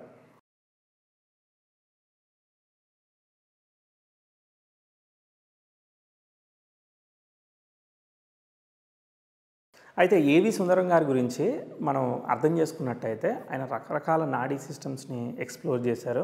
ఆయన గ్రేటెస్ట్ థింగ్ ఏంటంటే ఆయనకున్న క్యూరియాసిటీ, ఆయన కూడా ఒరిజినల్గా ఇంజనీర్ అనుకుంటా. సో ఆయన గ్రేటెస్ట్ థింగ్ ఏంటంటే ఆయన కూడా ఒక తమిళియన్ అయి ఉండడము, ఈ నాడీ గ్రంథాలని కానీ వాటికి సంబంధించిన వ్యక్తులకు కానీ చాలా డీప్గా రూట్ లెవెల్లో కనెక్ట్ అవ్వడం ఆయనకి చాలా అడ్వాంటేజ్ దొరికింది. ఆయన టీచర్గా కూడా ఆస్ట్రాలజీ టీచర్గా కూడా పనిచేసినట్టున్నారు. ఆయన చెప్పిన విషయం ఏంటంటే అసలు నాడీ జ్యోతిష్యం ఎన్ని రకాలుగా ఉంది. నాడీ జ్యోతిష్యం 3 రకాలుగా ఉన్నది. ఒకటి ఏంటంటే జనరల్గా ఉండే ఏదైతే ఉంటుందో మహర్షులు రాసింది, తర్వాత అసలు రకరకాల మహర్షులు ఒక 18 మంది మహర్షులు రాశారు. సో ఆ 18 మంది మహర్షులు కాకుండా చాలామంది మహర్షులు రాశారు. ఒకానొక సందర్భంలో జైమిని మహర్షిని అసలు నాడీ ఆస్ట్రాలజీ ఎన్ని రకాలుగా ఉంది, ఎన్ని గ్రంథాలు ఉన్నాయంటే దాదాపు ఒక 72 నాడీ జ్యోతిష గ్రంథాలు ఉన్నట్టుగా పేర్కొని ఉన్నారనమాట. ఇదే ఇప్పుడు మనం మాట్లాడుతున్నట్టు శివనాడి, అగస్త్యనాడి, తుల్యనాడి, సప్తర్షి నాడి, పులిప్పాణి ఇట్లా చాలా ఉన్నాయి. వీటిని మోడర్న్ ఆస్ట్రాలజర్స్ నేర్చుకున్న వాళ్ళు కూడా చాలామంది ఉన్నారు. ఇప్పుడు ఆర్జీ రావు గారు నాడీ మెథడ్ ఫాలో అవుతారు. తర్వాత భృగు నాడి అని ఉంటుంది. భృగు మహర్షి శుక్రాచార్యుడి యొక్క కొడుకు భృగు మహర్షి, అది పరాశరుడి కన్నా ముందు రాయబడింది, అది భృగు నాడి అని ఉంటుంది. నంది నాడి అని ఉంటుంది. నంది అంటే ఏంటిది? నందికి 2 కొమ్ములు ఉంటాయి కదా, ఆ 2 నందుల యొక్క కొమ్ముల యొక్క దూరం ఉంటుంది కదా, అలా ఎట్టా అయితే గ్రహాల మధ్య దూరం distance of the planet, western astrology కూడా మేబీ ఇట్లాంటి వాటి నుంచే డిరైవ్ చేసి ఉంటారు. సో ఆ 2 గ్రహాల మధ్య దూరాన్ని బట్టి ప్రిడిక్షన్ చేయడం అనమాట. ఇంకా ఏమి క్యాలిక్యులేట్ చేయరు, distance between the planet calculate చేస్తారు. ఆ భృగు నాడిని నంది నాడిని కలిపి కొలాబరేటెడ్గా కొంతమంది నేర్చుకొని వాటిని భృగు నంది నాడిగా చాలా ఫేమస్గా ఉంది ఇంటర్నెట్లో. అది కూడా ఇట్లా క్రియేట్ చేసింది. కానీ నంది నాడి వేరు, భృగు నాడి వేరు. భృగు నాడిలో ఇప్పుడు భృగు మహర్షి రాసిన నాడి లీవ్స్ ఉంటాయి. భృగు మహర్షి దగ్గర ఇప్పుడు మనకి వేదిక వచ్చండి, వెస్ట్రన్ వచ్చండి, కేపీ వచ్చండి, అది వచ్చి ఇది వచ్చని మనం 2-3 చెప్తున్నాం. అబ్బా 2-3కే తోపు అనుకుంటున్నాం. భృగు మహర్షి దగ్గర millions of algorithms, millions of systems ఉంటాయి. ఆయన ప్రిడిక్షన్ ఎలా అయినా చేయగలుగుతారు. వాళ్ళు మహర్షులు, దైవజ్ఞులు. సో కాబట్టి మనం సాధారణ మనుషులు, సింపుల్ అంతే. సో రకరకాల ఆల్గారిథమ్స్, రకరకాల ప్రిడిక్షన్ టెక్నిక్స్ వాళ్ళ దగ్గర ఉండేవి. సో వాళ్ళు సూపర్ కంప్యూటర్స్ లాగానే ఇంకా చాలా ఎఫిషియెంట్ అనమాట. ఇక మనం దాన్ని నాలెడ్జ్ని అసలు మనం ఊహించలేము. మన ఊహకు అంతనంత నాలెడ్జ్ ఉంటుంది మహర్షుల దగ్గర. సో అట్లాంటి నాలెడ్జ్ని నాడీ ప్రిడిక్షన్స్ రూపంలో రాసి ఉన్నాయి. విడిగా నాడీ టెక్నిక్స్ రూపంలో కూడా ఉన్నాయి. అంటే ఏంటంటే పలానా గ్రహం పలానా ఉంటే పలానా వయసులో ఇలా రిజల్ట్ ఇస్తుంది, పలానా దశలో ఇలాంటి రిజల్ట్ ఇస్తుంది. పరాశర జ్యోతిషంలో ఏ విధంగా ఉంటాయో నాడీ టెక్నిక్స్ డిఫరెంట్గా ఉంటాయి. నాడీ అనేది ఇంకో మీనింగ్ ఏంటంటే చాలా క్విక్, ఇలా చేయి పట్టుకొని చెప్పగానే ఎలా అయితే తెలుస్తుందో అలా నాడీ ప్రిడిక్షన్ ఇలా హారోస్కోప్ చూడగానే gun shot and quick and efficient predictions use చేసే టెక్నిక్స్ ఉంటాయి. నువ్వు చూడడానికి ఉండదు. అది చెప్తా, చిన్న చిన్న టెక్నిక్స్. ఇప్పుడు ఇంతకుముందు మనం చూసినట్టయితే ఇక్కడ పెరుగుతావు అక్కడ పెరుగుతావు అని ఎట్టయితే చెప్పేశారో దేవకేరళంలో, అలా బోల్డ్ అని టెక్నిక్స్ ఉంటాయి అన్నమాట. ఎనీవే ఈ 3 ఏవి సుందరం గారు చెప్పినట్టుగా 3 రకాలుగా ఉన్నాయనేది నేను అర్థం చేసుకున్నాను. ఒకటి ఏంటంటే ఈ లీవ్స్ మీద రాసింది ఏదైతే ఉంటుందో అది నాడీ ఆస్ట్రాలజీ. అది రిటర్ను, దాన్ని ఇక మనం మార్చలేము, దానిలో లాజిక్ అనేది ఉండదు. దానిలో ఉన్న ప్రిడిక్షన్ని మనం చదువుకోవడం అంతే. అది మన మహర్షులకి ఇచ్చిందని మనకు దొరికితే అది కళ్ళకద్దుకొని మనం ప్రిడిక్షన్ తీసుకోవడం అంతే, దట్స్ ఇట్. రెండో మెథడ్ ఏంటిదనంటే తంత్రనాడి అనేది మంత్రనాడి ఒకటి ఉన్నది, తంత్రనాడి ఒకటి ఉన్నది. మంత్రనాడి ఎట్టా అంటే అది యమలీల సినిమాలో అలీ మీద పైనుంచి చిత్రగుప్తుడు బుక్ పడేసుకుంటే నెత్తి మీద డబేలని పడుతుంది కదా, సేమ్ అలాంటిది అనమాట. సేమ్ ఆ బుక్ తీయంగానే ఇంకో 5 నిమిషాల్లో నీ నెత్తి మీద ఇంకో పెంకు పడుతుంది అని రాసిన టప్పని పడుతుంది. అట్లనే సడన్గా ఆ బుక్ గుండు హనుమంతరావు లాక్కుంటాడు ఆ సినిమాలో. సో సడన్గా వాళ్ళకి ఏముందో ఆయనకి సంబంధించి కనిపిస్తుంది. అదేంటి అని ఇలా లాక్కోగానే ఎవరిది వాళ్ళకి కనిపిస్తూ ఉంటుంది. సేమ్ ఇలానే మంత్రనాడి అనేది కూడా ఇట్టా విధంగా ఉంటుంది. సరే అరే భలే ఉంది కదా మనకి దొరుకుతుందా అంటే ఇది మనకి దొరకదు. అది మహర్షులకి, మునులకి, అది అదృష్టం ఉన్న వాళ్ళకే దొరుకుతుంది. అది ఉన్నదని కూడా మనకు తెలియదు. సో ఇది ఏవి సుందరం గారి ఫ్రెండ్ దగ్గర ఆయన దగ్గర ఉందని, ఆయన నాడీ లీఫ్ గురించి ఈయనకు చూపించారని ఆ ఇంటర్వ్యూలో వాళ్ళిద్దరూ డిస్కస్ చేసుకున్నారు. ఆ లీఫ్ మీద చూపించినప్పుడు ఆయన ఫుల్ నేమ్ దాని మీద రాసిందట. ఇదిగో చూడు నా ఫుల్ నేమ్ ఇక్కడ ఉందని ఆయనకు చూపించగానే ఈయన పేరు ఏవి సుందరం అని, అలానే నీకు రవి మహర్దశ జరుగుతుందని లీఫ్ సడన్గా టెక్స్ట్ మారిపోయిందట. సడన్గా టెక్స్ట్ చేంజ్ అయిపోయింది అన్నమాట. అంటే అదే తాళపత్ర గ్రంథం. తాళపత్రం అది అంటే అసలు చూడడానికే మనకు అంతు చిక్కని విషయం. మనం అలాంటివి చూస్తే కానీ నమ్మలేం. సో ప్రస్తుతానికి అది ఫ్యాంటసీలో ఎంజాయ్ చేయడమే. సో ఇది ఒక మంత్రనాడి, కానీ ఇవి మనకి దొరుకుతాయని చెప్పలేము. ఇంకోటి తంత్రనాడి. తంత్రనాడి గురించి అంటే ఇక్కడ ఈ వీడియోలో కొంచెం బేసిక్గానే ఇన్ఫర్మేషన్ ఇచ్చారు. ఇది కొంతమంది ఉపాసన చేస్తారు కదా, మనం జపం చేస్తాము. సో ఇక్కడ మనకి వేదాల్లో 4 రకాల వేదాల్లో సామవేదము, అధర్వణ వేదం అని 2 రకాల వేదాలు ఉన్నాయి. సో సామవేదం ఏంటి? సాత్వికంగా అంటే నువ్వు దేవుణ్ణి నువ్వు అన్నం పెట్టినా పెట్టకపోయినా, పలహారం పెట్టినా పెట్టకపోయినా, ఏది పెట్టినా ఏదేమైనా కానీ నిన్ను దేవుడు ఏం అనడు. చాలా సాత్వికంగా నువ్వు చేసుకుంటా పోవచ్చు. అట్లనే ఈ సామవేదం ఏదైతే అంటే నువ్వు రెగ్యులర్గా సాత్వికమైన పూజలు ఏవైతే చేస్తావో దాని ద్వారా వెళితే నీకు ఏ విధమైన కాంప్లికేషన్స్, ఛాలెంజెస్ ఉండవు. కానీ ఈ అధర్వణ వేదం దీన్నే లెఫ్ట్ హ్యాండ్ తంత్ర అంటారు. ఈ సామవేద పూజలకు ఏవైతే ఉంటాయో వాటికి నీకు మానసిక ప్రశాంతత, పరిశుభ్రత ఇవన్నీ కూడా కావాలి. ఈ అధర్వణ వేదం ఏదైతే ఉంటాయో కొంచెం నెగిటివ్ ఫోర్సెస్తో అగ్రెసివ్ ఎక్స్పెక్టేషన్లో నువ్వు మేకను బలియాలి, కోడిని బలియాలి, ఇలా రకరకాల ఫార్మాట్లలో ఉంటాయి. మనం అట్లాంటి జోలికి వెళ్తే కర్మబంధం పెరుగుతూ ఉంటుంది, జీవితం ఎక్స్పెన్షన్ అయిపోతూ ఉంటుంది. కానీ కొంతమంది తాంత్రిక్ పీపుల్ ఉంటారు, వాళ్ళు ఎక్కడున్నారు ఏందనేది నాకు తెలియదు, ఉన్నారో లేదో కూడా తెలియదు, నాకు దొరికిన సోర్సెస్తో మీకు చెప్తున్నాను అంతే. వాళ్ళు ఆ ఇన్ఫర్మేషన్ని చదివిన దాన్ని బట్టి, నేను అర్థం చేసుకున్న దాన్ని బట్టి వాళ్ళు ఇట్లాంటి ప్రాక్టీస్ చేసి ఇప్పుడు మనం చూస్తే ఊళ్ళల్లో కూడా మనకి కోయి దొరలు ఇట్లాంటి నీకు పలానా ఇది జరుగుతుంది అది జరుగుతుంది అని చెప్తారు. షార్ట్ ప్రిడిక్షన్స్ షార్ట్ టైంలో అయ్యేది, 10 రోజులు ఇలా జరుగుతుంది అని చెప్తారు. రాయుడు ఆస్ట్రాలజీ గారిని కలిసినప్పుడు ఆయనకు ఒక కోయ అని చెప్పాడట, తెల్ల కారు ఉంటే ఇది ఎర్రగా మారుద్ది దొర, ఎర్రగా మారుద్ది అని చెప్పాడట. అది ఎర్రగా ఎందుకు మారుద్దిరా అని అంటే అంతే దొర అని వెళ్ళిపోయాడట. డబ్బులు ఏమి తీసుకోలే, చెప్పాడు వెళ్ళిపోయాడట. ఏందని చూస్తే వారం తర్వాత చిన్న యాక్సిడెంట్ అయిందట. అయితే ఇది కొంచెం సెట్ చేయరా సార్, ఈ వైట్ పెయింట్ మళ్ళీ దొరకదు సార్ అని చెప్పి కారుకి మొత్తానికి ఎర్ర పెయింట్ వేయించారట. సో వాళ్ళకి రకరకాల కానీ లేదంటే చిన్న చిన్న దేవతలను కానీ రకరకాల దేవతలను ఉపాసనతో వాళ్ళకి కొంతవరకు భవిష్యత్తు తెలుస్తుంది.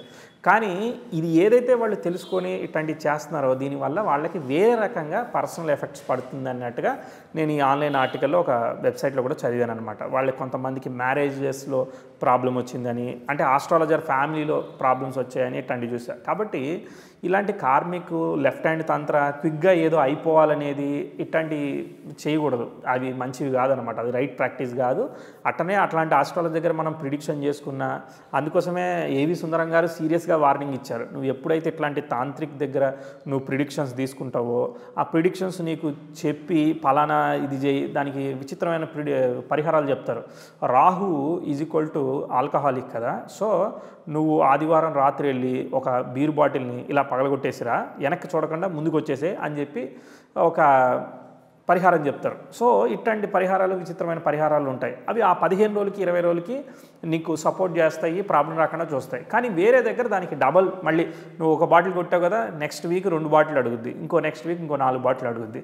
ఇట్లా నువ్వు దాన్ని పెంచి పోషిస్తూ ఉండాలి. నీకు కర్మని మార్చుకోవాలి తప్ప ఇట్లాంటి అడ్డదారులు వెళ్తే కర్మబంధం పెరుగుతుంది తప్ప రైట్ ఎనర్జీ కాదు. మళ్ళీ ఒక చిన్న స్మాల్ డిస్క్లైమరు ఏంటంటే, మనకు ఒక నాలెడ్జ్ అంటే రెమెడీస్ ఇలా చేయాలి అలా చేయాలని నాలెడ్జ్ ఉండడం వేరు, అది చెప్పడం వేరు. నేను ఎప్పుడు కూడా ఎన్నడూ కూడా ఎవరికి ఏ రెమెడీస్ చెప్పేది లేదు. సో మనం ఎప్పుడు కూడా రైట్ వేలో వెళ్ళాలనేది చెప్తా, ఫస్ట్ మనల్ని మనం మారాలని చెప్తాను. కాబట్టి ఇట్లాంటి ఏవి కూడా మనం ఫాలో కాకూడదు. సరే, ఈ విధంగా 3 రకాల నాడీ గ్రంథాలు ఉన్నాయి, మంత్రనాడి, తంత్రనాడి. సో ఈ సాధారణమైన నాడీ గ్రంథాల ద్వారా వచ్చినవే నాడీ టెక్నిక్స్ ఉన్నాయి. అట్టనే భృగు నాడి, నంది నాడి, తర్వాత ఈ దేవకిరణం, చంద్రకళ నాడి, ఇట్లాంటివి మనకి అవైలబుల్ ఉన్నాయి. వీటిలో నుంచి కొన్ని ఫార్ములాస్ రూపంలో ఉంటాయి, ఇట్లా ఉంటాయి. అస్సలు పెద్ద ప్రాబ్లం ఏంటంటే, నాతో ఉన్న సమస్య ఏంటో చెప్తాను. నేను ఎప్పుడైనా horoscope reading should be like A car driving అని నమ్ముతాను. నువ్వు ఒక ప్రిడిక్షన్ చేస్తూ ఉన్నావు అంటే నీకు క్యాలిక్యులేషన్ అనేది ఒక పక్కన జరుగుతూ ఉండాలి. అంటే నువ్వు గేర్ మార్చావా, బ్రేక్ వేసావా, ఎక్సలేటర్ ఇచ్చావా, ఇవన్నీ చూసుకునే లోపే రోడ్డు మీద ఎవడో వచ్చి గుద్దేశాడు అన్నట్టు ఉండకూడదు. సో అట్ట కనుక ఉన్నట్టయితే అది నీకు వర్కౌట్ కాదు. సో ఒక వ్యక్తితో మాట్లాడుతూ ఉండగానే నీకు ప్రిడిక్షను, క్యాలిక్యులేషను అయిపోతూ ఉండాలి ఇంకో పక్కన. దానికోసం నువ్వు ఒక చిన్న అప్లికేషను ఏదైనా బిల్డ్ చేసుకో, దానికి ఇబ్బంది లేదు. కానీ యువర్ ప్రిడిక్షన్ చాలా క్విక్గా క్యాలిక్యులేషన్ అయిపోతూ ఉండేది. క్యాలిక్యులేషన్కి నీకు ఆయాసం రాకూడదు. అబ్బా ఇది చేయాలి ఆగండి, 2 గంటలు ఆగండి సార్, మీరు అడిగిన క్వశ్చన్ నేను చెప్తాను అన్నట్టు ఉండకూడదు. నీకు క్విక్గా చెప్పాడు. దానికి తగ్గట్టు నువ్వు ముందే ప్రాక్టీస్ చేసుకోవాలి. ముందే దానికి కావాల్సిన రిసోర్సెస్ని అష్టకవర్గ ఏర్పాటు చేసుకుంటావా, ఇంకోటి ఏర్పాటు చేసుకుంటావా, షడ్బలం చూస్తావా, లేదంటే ప్రోగ్రెషన్ చూస్తావా, ఏదైనా చూడు. ఈ రకరకాల టూల్స్ని యూజ్ చేయి. ఫైనల్గా నీకు చాలా ఈజీగా ఈ టైంలో ఏది కావాలి అనే దాన్ని ఆ కత్తి కావాలి ఈ కత్తి కావాలని లాగేటట్టు ఉండాలన్నమాట. అంత ఫాస్ట్గా నువ్వు ప్రిడిక్షన్ చేయడానికి ప్రాక్టీస్ చేయాలి. ఇది ఒకటి. అంటే ఇప్పుడు ఇలాంటి ఇంకోటి నాకు మెమరీ పవర్ ప్రాబ్లం అని చెప్పినా కదా, నేను ఎక్కువ విషయాన్ని టూ మచ్గా, ఇప్పుడు క్లాసిక్లో ఒక 10,000 శ్లోకాలు రాశారండి. ఆ 10,000 శ్లోకంలో ఏం రాసిందో మీకు తెలుసా? పలానా అధ్యాయంలో పలానా శ్లోకం అంటే పోద్ది, నాదంతా జీరో, మళ్ళీ బ్లాంక్ అనమాట, నా దగ్గర ఏముండదు మ్యాటర్. సో నేను ఒక లాజిక్ని నమ్ముతా, ఆ లాజికల్గా క్యాలిక్యులేట్ చేసుకుంటూ ఎంతైనా. ఇప్పుడు ఫర్ ఎగ్జాంపుల్ ఒక చిన్న ఫార్ములా, ఒక క్యాలిక్యులేటర్ బిల్డ్ చేసినావు అనుకో, 2+2 కొట్టినావు అనుకో, నువ్వు ఎన్నిసార్లు కొట్టినా అది 4 అని చూపిస్తుంది. తర్వాత 3+6 కొట్టినావు అంటే 9 అని చూపిస్తుంది. సో దాని దగ్గర ఉన్న ఫార్ములా ఏంటిది, దీన్ని ప్లస్ చేస్తే ఇది తీసుకురావాలి, దీన్ని మైనస్ చేస్తే ఇది తీసుకురావాలి, దీన్ని ఇంటూ చేస్తే ఇది తీసుకురావాలని ఒక ప్రోగ్రామ్ని రాసిపెట్టిండు. అట్టనే నేను అట్లాంటి ప్రోగ్రామ్ని మనం ప్రిపేర్ చేసుకోవాలి. అంటే ఒక చిన్న క్యాలిక్యులేషన్ని మనం ఎప్పుడైతే ప్రిపేర్ చేసుకుంటామో దాన్ని బేస్ చేసుకొని మనం ఎంత హారోస్కోప్ అయినా, ఎంతసేపు అయినా, 2 రోజులైనా 3 రోజులైనా కంటిన్యూస్గా అనర్గళంగా చెప్పేసుకోవచ్చు అనమాట. సో క్యాలిక్యులేషన్ ఫార్మాట్లో ఉండాలి. అది లేనట్టయితే మనకి అది వర్కౌట్ కాదు. 20 టెక్నిక్స్ ఇచ్చారు, 70 టెక్నిక్స్ ఇచ్చారు, 100 టెక్నిక్స్ ఇచ్చారు, 1000 టెక్నిక్, ఎన్ని టెక్నిక్లు ఇచ్చినా మనం గుర్తుండదు. తర్వాత ఆ గుర్తున్న దాన్ని ఇంప్లిమెంట్ చేయలేం. ఫార్మేటెడ్గా ఉండాలి, స్ట్రక్చరల్గా ఉండాలి. ఇప్పుడు కేపీ ఆస్ట్రాలజికల్ సిస్టమ్ ఉంది, అది స్ట్రక్చరల్గా ఉంటుంది. అంటే నీకు సిగ్నిఫికేటర్స్ తీసుకో, దశను తీసుకో, సిగ్నిఫికెన్స్ని తీసుకో, ప్రిడిక్షన్ చెప్పేసేయి, పాజిటివ్ వచ్చిందా లేదా నీకు తెలిసిపోద్ది అని చాలా సింప్లిఫైడ్ ఫార్మాట్లో కేఎస్ కృష్ణమూర్తి గారు అద్భుతంగా చేశారు. సో అట్లనే మనకి ఇక్కడ ఏవైతే ఆస్ట్రాలజికల్ నాడీ ఆస్ట్రాలజికల్ సిస్టమ్స్ ఉన్నాయో మనకు ఉన్నది ఒకే ఒక సోర్స్గా, మనకి తాళపత్రాలు దొరకవు, మనకు ఆ మ్యాజిక్ లీఫ్ దొరకదు. మన దగ్గర ఉన్నది ఏంటిది, ఆ నాడీ సూత్రాలని అర్థం చేసుకోవాలి. సో ఆ నాడీ సూత్రాలని మనం అర్థం చేసుకోవాలంటే మన జీవితం కూడా వెళ్ళిపోద్ది, కరిగిపోద్ది. దాదాపు 70 వస్తాయి, 80 వస్తాయి తెలియదు, వచ్చినా కూడా అది రైటో కాదో తెలియదు. ఎందుకంటే అంత ప్రాక్టీస్ చేయాలి, దాన్ని టెస్ట్ చేయాలి, వాడాలి. సో ఇదంతా ఛాలెంజింగ్ ఫ్యాక్టర్. మనకన్నా ముందు ఉన్న మహానుభావులు, ఎందరెందరో మహానుభావులు ఏంటంటే అందరు మహానుభావులు వాళ్ళ జీవితాన్ని ఒక కర్పూరం బిళ్ళలాగా కరిగిచ్చేసుకున్నారు. వాళ్ళలో ఇప్పుడు ఆర్ సంతానం గారు కావచ్చు, లేదనంటే ఈ సిఎస్ పటేల్ గారు కావచ్చు, లేదంటే మీనా టు నాడీ అని ఇంకో నాడీ సిస్టమ్ ఉంది. ఆయన ఏం చేశారో చెప్తా.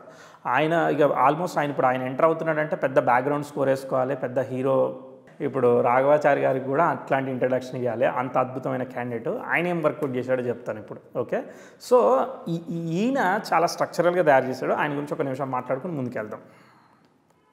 సో ఈ మెమరీ పవర్కి సొల్యూషనే రాఘవాచారి గారు. సో ఆయన ఒక చాలా స్ట్రక్చరల్గా నేనేమనుకున్నానో చెప్తాను. ఫస్ట్ ఈ దేవకేరళ నుంచి ఇట్లా ఫ్యాసిట్స్ పెట్టేసేసి ఆస్క్లో ఇలా సెర్చ్ చేస్తూ ఉంటే మనకు అవన్నీ వచ్చేస్తాయి కదా, మనం మెమరీ పవర్ నుంచి ఓవర్కమ్ చేసి 50 టెక్నిక్లో, 100 టెక్నిక్లో, 200 టెక్నిక్లో మనం ఇట్లా వర్కౌట్ చేయొచ్చు అని అనుకున్నాం.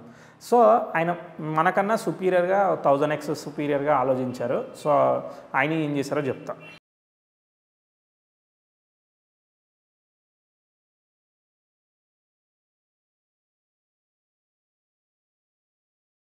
సో ఫస్ట్ ఆస్కారివిలో మనం ఏం చేసామో చూపిస్తున్నా.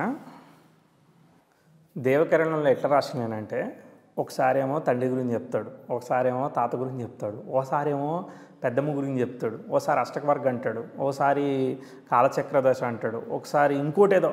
ప్రతి శ్లోకంలోనూ కొత్త క్యాలిక్యులేషన్ యూజ్ చేస్తాడు, కొత్త క్యాలిక్యులేషన్ వాడి చేస్తూ ఉంటాడు. అబ్బాయి ఇదంతా తల తినేస్తూ ఉంది, 5th దశ జరుగుతూ ఉంది, చైల్డ్ కిట్ అవుతుంది, 5th దశ జరుగుతూ ఉంది, నీకు భాగ్యం కలిసి వస్తుంది, 8th దశ జరుగుతూ ఉంది, నీకు ఇట్ట జరుగుతుంది, 6th దశ జరుగుతూ ఉంది, 6th లార్డ్ యొక్క దశ జరుగుతూ ఉంది, 3వ దశగా ఓ దశ వచ్చింది, ఇట్లా రకరకాలుగా చెప్తూ ఉంటారు ఆయన.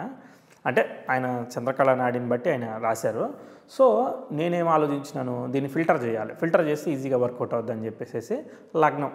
సో ఫర్ ఎగ్జాంపుల్ ఒక కుంభలగ్నం తీసుకున్నాం. కుంభలగ్నానికి రవి పంచమంలో ఉన్నాడు అని మళ్ళీ గ్రహాన్ని మళ్ళీ సెలెక్ట్ చేయాలి. పంచమంలో ఉన్న రవిని దృష్టి మళ్ళీ ఆ గ్రహం చూసింది, ఈ గ్రహం చూసింది, మళ్ళీ ఫిల్టర్, ఇలా ఒక్కొక్క ఫిల్టర్ చెక్ చేస్తాం అన్నమాట. ఆ గ్రహం ఇలా ఉన్నప్పుడు ఇప్పుడు దశ ఏం జరుగుతూ ఉంది, 5వ దశ జరుగుతూ ఉంది, లేదంటే కుజ దశ జరుగుతూ ఉంది, పలానా గ్రహం దశ జరుగుతూ ఉంది. ఇట్లా ఫిల్టర్ చేస్తే మనకేమవుతుంది, రిజల్ట్స్ అన్నీ కూడా సడన్గా ఈ ఫ్యాసిట్స్తో మాడిఫై అయిపోతాయి అన్నమాట. అది మనం ఊహించిన టెక్నాలజీ అనమాట. కానీ అవన్నీ ఎంట్రీ చేయడానికి మనకి కాపీరైట్ ఇష్యూస్ వస్తాయి, దాన్ని మాడిఫికేషన్ చేసి మనం వాడుకోవాలి. తర్వాత దాన్ని మనం అర్థం చేసుకొని టెక్నిక్ని గ్రాప్ చేయాలి. అంతేగాని గుడ్డిగా ఆ బుక్లో ఉన్నదంతా ఎక్కించుకుంటా వెళ్ళి ఇది కొడితే అది వచ్చింది, ఇది కొడితే అది వచ్చింది, నాడీ అంశం సెలెక్ట్ చేసాం అంటే సరిగా రావు, ఆ ఆల్గారిథం వర్కౌట్ కాదు. సో ఇది మనకి ఛాలెంజింగ్. దాదాపు 3 ఏళ్ళు కష్టపడి నేను ఇంతే చేశాను, అంతకుమించి ఏమీ చేయలేకపోయా, ప్రోగ్రెస్ చేయలేకపోయా. అంటే అదొక రిగ్రెట్, అంతే, ఏం చేయలేము దాన్ని, అది అంత కాంప్లెక్స్గా ఉన్నది. దాన్ని విడగొట్టాలి అని అంటే మాత్రం చాలా టైం స్పెండ్ చేయాలి. ఈ టైం స్పెండ్ చేసేలోపు నేను చెప్తున్నా కదా, మన లైఫే వెళ్ళిపోతూ ఉంటుంది అనమాట. సో దానికే మహానుభావులు కాలు మొక్కాల్సింది ఎందుకు? వాళ్ళ జీవితం ఇచ్చేసింది మనకి. ఏమనిపిస్తారంటే వాళ్ళ ఆయుష్ కూడా మనం పోసుకొని బతుకుతున్నట్టు. ఎందుకంటే వాళ్ళు ఒక 40 సంవత్సరాలు వాళ్ళకి లైఫ్ వద్దనుకొని మనకి నాలెడ్జ్ ఇచ్చేసి సింపుల్గా వాళ్ళు ఎంజాయ్ చేసిండు, ఓకే కాదంటలే. కాదు ఇప్పుడు నీకు 40 సంవత్సరాల knowledge plus your current age. అప్పుడు నీకు 40 ప్లస్ ఒక 25-60 సంవత్సరాల వయసుతో నువ్వు జ్యోతిష్యం చెప్తావుగా. సో జస్ట్ నీకు ఇప్పుడు నాకు నేర్చుకోవడానికి ఒక 10 ఏళ్ళు పట్టింది. ఇప్పుడు నా వీడియోలు చూసి మీకు నేర్చుకోవడానికి 6 నెలలు పట్టచ్చు. సో ట్రై చేయొచ్చు, వర్కౌట్ అవుతుంది.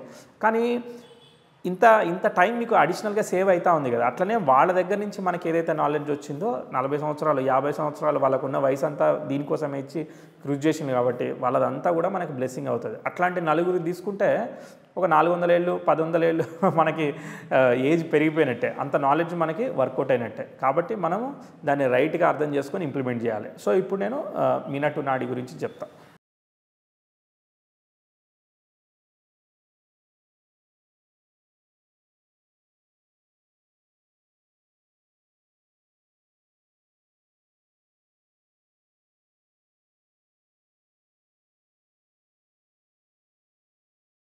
ఎన్వి రాఘవాచారి గారు ఆయన పెన్ నేమ్ మీనా అనే పెన్ నేమ్తో ఆయన స్టార్ట్ చేశారు. ఆయనతో పాటు ఇంకొక ఫ్రెండ్ ఉన్నారు, ఆయన పేరు ఆర్ గోపాలాచారి అని ఉన్నారనమాట. గోపాలరావు అనే సంథింగ్ ఉన్నారు. సో వాళ్ళిద్దరు కలిసి చేశారు. వాళ్ళ మధ్య కొంచెం కొన్ని రోజుల తర్వాత maybe creative differences or some రీజన్తో వాళ్ళు డివైడ్ అయ్యారు. దాని తర్వాత మీనా 2 అంటే వర్షన్ 2 అంటే అంతకుముందు ఉన్న ప్రిడిక్షన్స్ కానీ టెక్నిక్స్ కానీ వర్క్ అవ్వట్లేదని మీనా 2 అనే పేరుతో పెన్ నేమ్ చేంజ్ చేసుకొని మళ్ళీ ఆయన రీఫార్మ్ చేసి రూల్స్ అన్నీ కూడా మళ్ళీ అప్డేట్ చేశారు. ఆయన ప్రాక్టీస్ అంతా కూడా వాళ్ళ అబ్బాయి అయిన ఎన్వి రాజా గారికి ఇచ్చారు. ఆయన మనకి బుక్స్ రూపంలో ఆయన అందించారు. దాంతోపాటు ఇంకా ఎక్స్టెండెడ్గా కూడా ఆయన ఇంకో 10 రకాల బుక్స్ని కూడా తీసుకొచ్చారు రకరకాల విషయాల మీద. End of the day that was the main source of the నాడీ ఆస్ట్రాలజీ. ఆయన ఎక్కడి నుంచి తెచ్చారని అంటే ఆయన సోర్స్ కూడా డిక్లేర్ చేస్తున్నారు. ధ్రువనాడీ సిస్టమ్ అంటే ధ్రువనాడి, ధ్రువ మహర్షి రాసిన ధ్రువనాడి, తర్వాత షుగర్ పేర్ అనే ఒక మహర్షి రాసిన షుగర్ పేర్ నాడి, అట్టనే బుధనాడి. ఈ 3 నాడీ గ్రంథాలని తమిళంలో ఉన్న వాటిని ఆ నాడీ లీవ్స్ని అర్థం చేసుకొని ఆయన మనకి స్ట్రక్చరల్గా తీసుకొచ్చారనమాట. దీని నుంచే కేపీ కూడా డిరైవ్ చేశారనేది డిబేట్స్ అయ్యి ఉన్నాయి. విషయం ఏంటంటే మనకి పాలిటిక్స్ అనవసరం, మనకి సబ్జెక్ట్ ఇంపార్టెంట్. ఏ ఆస్ట్రాలజీ సిస్టమ్ అనేది మనకు సంబంధం లేదు. అందరు మహర్షులే అందరు కాల్ముక్కిలు, వాళ్ళ దగ్గర మనం సబ్జెక్ట్ నాలెడ్జ్ తీసుకోవాలంతే. సో కాబట్టి మనం సింపుల్గా ఈ యొక్క కంటెంట్ ఏంటిది అనేది అర్థం చేసుకునే ప్రయత్నం చేయాలి. మనం ఎంత ఎఫిషియెంట్గా ఇప్పుడు మన దగ్గరకు వచ్చే వ్యక్తికి ఆయన ఎవరు చెప్పారు ఏం చెప్పారు కాదు, ఆయన మనల్ని నమ్మి మన దగ్గరకు వస్తున్నారు. కాబట్టి మనం అంతే సబ్జెక్ట్ని అంత గొప్పగా నేర్చుకొని మనం ఎఫిషియెంట్గా ఇప్పుడు నువ్వు ప్రిడిక్షన్ ఫెయిల్ అవ్వడం విషయం కాదు, నువ్వు స్వతహాగా నువ్వు చేయగలిగేటివన్నీ నీకు వచ్చినాయన్నీ వాడి మంచిగా ప్రిడిక్ట్ చేయడానికి ట్రై చేయాలి. అదే నేను నమ్ముతాను అనమాట ఎక్కువగా. సో ఆయన ఈ 3 రకాల సిస్టమ్స్ నుంచి ఎట్లా అనలైజ్ చేశారంటే ఒక గ్రహాన్ని మనం ఎలా అనలైజ్ చేసుకోవాలి, ఒక నక్షత్రాన్ని ఎంత ఇంపార్టెంట్ రిజల్ట్ ఇస్తూ ఉంది దాన్ని ఎలా అర్థం చేసుకోవాలి, అంతా రాశి చక్రాన్ని వాడే. కానీ వీళ్ళు ఎక్కడా కూడా ఇంటర్ప్రిటేషన్ చేయరు. ఈ గ్రహం ఇలాంటి రిజల్ట్ ఇస్తుంది అలాంటి రిజల్ట్ ఇస్తుంది పలానా దానిలో అదవుతుంది అయ్యా అంటే స్క్రీన్ ప్లే చెప్పరు. కానీ ఒక గ్రహం బలం అద్భుతంగా క్యాలిక్యులేట్ చేయగలుగుతారు. ఇది యోగిస్తుందని అంటే అది యోగించి తీరాలి, మన విషయంలో మంచి రిజల్ట్స్ ఇచ్చే అవకాశం ఉందంటే ఇచ్చి తీరాలి అంతే. అంత గొప్పగా అర్థం చేసుకొని దాన్ని ఇవ్వడం జరిగింది. దానిలో ఇప్పుడు దేవుడు ప్రసాదం ఇచ్చినప్పుడు దానిలో కిస్మిస్ రాలేదు, పంచదార పలుకులు రాలేదని కంప్లైంట్ చేయకూడదు. సో ఏదైతే ఉన్నదో ఎవరైతే ఇచ్చారో దాన్ని అక్కడి నుంచి మనం ముందుకు తీసుకెళ్ళాలి. మనకు అర్థమైనంత వరకు తీసుకొని ఇది కంప్లైంట్ ఉంది లేదంటే ఇది కొంచెం నీకు డౌట్ఫుల్గా ఉంది అని అంటే నువ్వు టెస్ట్ చేయాలి. టెస్ట్ చేసి దీన్ని ఎట్లా ఆపితే మనకు బాగుంటుంది అనేది మనం అక్కడి నుంచి ఎన్హాన్స్ చేసుకునే ప్రయత్నం చేయాలి. రైట్. సో ఇప్పుడు అర్థమైంది కదా introduction of the hero. So ఇక్కడ మనకి చాలా సిస్టమేటిక్గా ఒక గ్రహాన్ని ఎలా ఇప్పుడు ఏమేమి ఉంటాయో చెప్తాను ఫస్ట్, సో దట్ మనకి ఈజీగా అర్థమైపోతుంది. ఇన్ని నాడీ టెక్నిక్స్ తెలుసుకునే కన్నా అసలు జాతకం చూడాలంటే కనీసం ఇవి అర్థం కావాలనే విషయాలు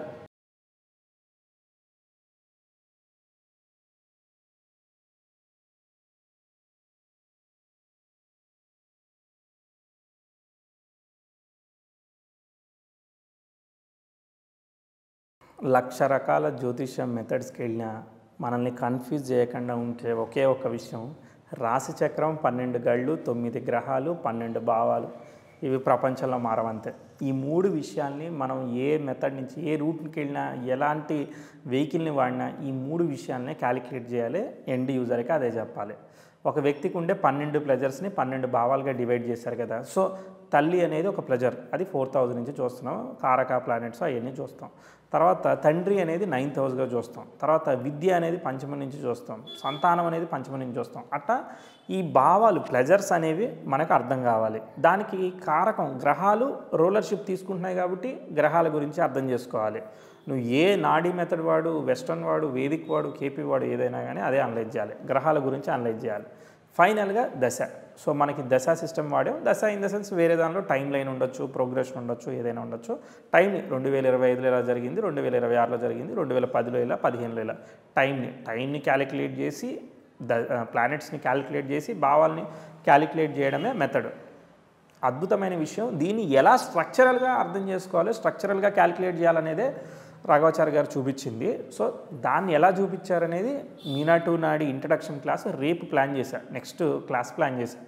ఆ క్లాస్లో మీకు అసలు రాఘవాచారి గురించి ఆయన చేసిన ఎలాంటి వర్క్ ఉంది, అద్భుతమైన వర్క్ ఉంది, దాన్ని మనం ఎంత ఈజీగా అర్థం చేసుకోవచ్చు. ఇది ఇంటర్ప్రిటేషన్ చేయదు, గుర్తుపెట్టుకోండి. ఇది ఇంటర్ప్రిటేషన్ అంటే పలానా వాడు వచ్చి అది చేస్తాడు. ఇప్పుడు కేపీ సిస్టమ్ ఉంది, అది కూడా ఇంటర్ప్రిటేషన్ ఏం చేయదు కదా. నీకు వివాహం అంటే ఇస్తుంది, అవుతుంది అనేది హార్రీ చాలా అద్భుతం దానిలో. సో అట్లా క్యాలిక్యులేషన్ వరకు చాలా స్టాండర్డైజ్డ్గా చేయగలుగుతారు. అక్కడ ఓన్లీ ఇప్పుడు కేపీలో నువ్వు హారోస్కోప్ని పూర్తిగా రీడ్ చేయలేవు. పరాశరలో నువ్వు చేయొచ్చు, జైమినిలో చేయొచ్చు, ఇంకో దానిలో చేయొచ్చు, నాడీలో కూడా చేయొచ్చు అనమాట. సో ఈ మెథడ్ ఏదైతే ఉందో అద్భుతం. ఆయన 3 రకాల సిస్టమ్స్ని కంబైన్డ్గా చూసి ఆ లోటుపాట్లని అర్థం చేసుకుని అందరూ కామన్గా చెప్పే పాయింట్ ఏదైతే ఉందో, మనం వేదిక వెస్టర్ను అట్లనే కేపీ ఇలాంటి మల్టిపుల్ వాడి ఎట్లయితే ప్రిడిక్షన్ చేస్తున్నామో ఆయన కూడా అట్లా వాటిని 3 రకాల నాడీ సిస్టమ్, ధ్రువనాడి, షుగర్ పేర్ నాడి, బుధనాడి 3 సిస్టమ్స్ తీసుకొని మొత్తం ఒక కాంప్రహెన్సివ్గా ఒక సిస్టమ్ని ఆయన బిల్డ్ చేసుకున్నారు. దాన్నే మీనా టు నాడీ సిస్టమ్ అన్నారు.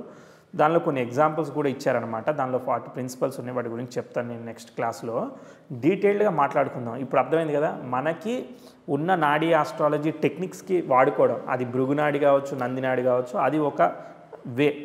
అది గుర్తుపెట్టుకోవడం ఛాలెంజింగ్. దానికన్నా ప్రొసీజర్, ఇప్పుడు అమ్మవారు ప్రత్యక్షమైంది, కాళికాదేవి ప్రత్యక్షమై వికటకవికి తెనాలి రామకృష్ణ అడిగింది, నీకు డబ్బు కావాలా లేదంటే జ్ఞానం కావాలని అడిగింది. సగం సగం తీసుకున్నాడు. అట్టనే నువ్వు నాడీ టెక్నిక్స్ కొన్ని తెచ్చుకో, అట్టనే ఈ సిస్టమ్ని కూడా ఫాలో అవ్వు. ఎవరు అడిగేదానికి నేను ఆపేదానికి లేదు. సో రెండింటిని కూడా ఫాలో అవ్వచ్చు. కానీ ఇది మాత్రం చాలా మనిషి బతకడానికి డబ్బు ఎంత అవసరమో ఈ జ్యోతిష్యుడికి ఈ కాంప్రహెన్సివ్ మెథడ్ ఏదైతే ఉన్నదో వీటిని అనలైజ్ చేయడానికి అంతే అద్భుతంగా అమ్మవారి ప్రసాదంగా చెప్తా, అంత అద్భుతంగా చెప్తా, విచ్ ఈజ్ ఎక్సలెంట్ అనమాట. ఇది చాలా బాగుంది. నేను దీన్ని ప్రమోట్ చేస్తున్నాను అనుకుంటే ప్రమోట్ చేస్తున్నాను అనుకోండి, ఇబ్బంది కూడా ఏమీ లేదనమాట. ఖచ్చితంగా దీనిలో మ్యాటర్ ఉన్నది. ఇది నాలెడ్జ్ ఓరియంటెడ్. దాన్ని నేను ఇంతవరకు చాలా సోర్సెస్ నుంచి దాన్ని ఇంటర్నెట్లో దొరకట్లేదు, ఎందుకు అట్లాంటి దాని గురించి కూడా నేను కనుక్కున్నాను. అది కొంతవరకు కంట్రోల్ అయిపోయిందనమాట. దాన్ని నేను ఖచ్చితంగా ఎవరు ఆపినా ఆపపోయినా దాన్ని నేను మాత్రం నాకు అర్థమైంది, నేనేమి అది చెప్పను. సో అల్టిమేట్లీ సుప్రీం హీరో మన రాఘవాచారి గారే. సో దాని నుంచి నాకు అర్థమైన విషయాన్ని నేను మీకు చెప్పే ప్రయత్నం చేస్తా. మీరు ఆ పుస్తకం కూడా కొనుక్కోండి, అది మంచిది, హ్యాండీగా ఉంటుంది. చిన్న పుస్తకం 150 రూపాయలు కూడా ఉంటుంది అంతే. సో దానిలో టెక్నిక్స్ చాలా కంప్రెస్డ్ కంటెంట్ అంతా అనమాట. సో దాన్ని చాలా ఈజీగా అర్థం చేసుకోవచ్చు. నేను ఎక్స్ప్లెయిన్ చేస్తాను, దానిలో ఉన్నదంతా కూడా ఎక్స్ప్లెయిన్ చేస్తాను. నా వ్యూలో డిఫరెంట్ ఎగ్జాంపుల్స్ తీసుకుని కూడా చెప్తాను. మనం దాని గురించి మాట్లాడుకుందాం. అసలు నాడీ సిస్టమ్ అది నేర్చుకున్నారు అని అంటే ఇక మీ ప్రిడిక్షను యాక్యురసీ లెవెల్ ఇక నెక్స్ట్ లెవెల్కి వెళ్ళిపోద్ది. నువ్వు పరాశర నేర్చుకున్నాను, నేను 40% చెప్తున్నాను, నేను చెప్పిన దానిలో ఆ 100లో 6 సరిపోతున్నాయండి, బాగానే ఉందండి, నేను వర్గచక్రాలకు వెళ్ళాను, రకరకాలకి వెళ్ళాను అని అంటే దానికన్నా దీనిలో ఇంకా అదరగొడతారు, చెప్తున్నా కదా. ఎందుకంటే నాకు బేసికల్లీని ఈ స్టెల్లార్ ఆస్ట్రాలజీ అంటే పిచ్చి. అది ఏ విధమైన స్టెల్లార్ ఆస్ట్రాలజీ చెప్పినా నాకు చెవు కోసుకుంటా అంతేగా, ఇంకేం లేదు.